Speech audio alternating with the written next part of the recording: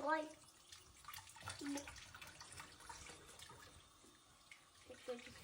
Yay mama. Sana değil. Başkası ne?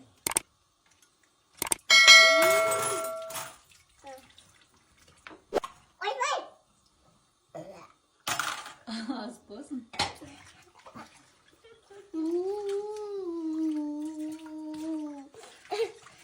Sana değil mami.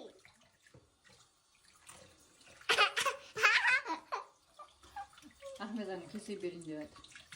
Hiç varsa. Ya, kofe kıştıştı aldık ya.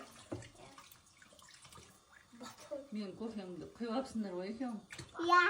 Mopa. Ahmet bin Sabiha. Upsun ne? Kamar. Ha böylese. İyi bak mesela. Artısı.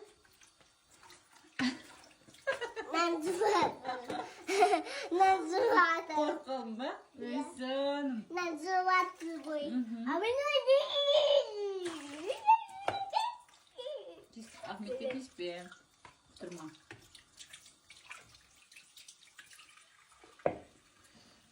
Tamam söyle kızım.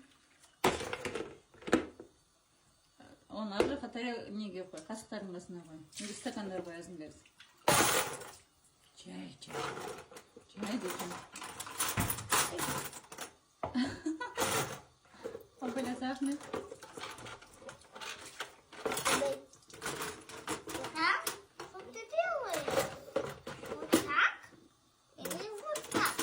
Чего ты делаешь, а? Совсем.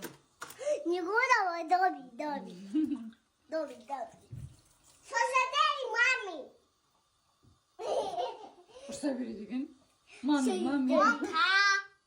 Это батон, стакан берет sana. Hakişim bir amcılar. Bismillah. Brio, sen Ahmet.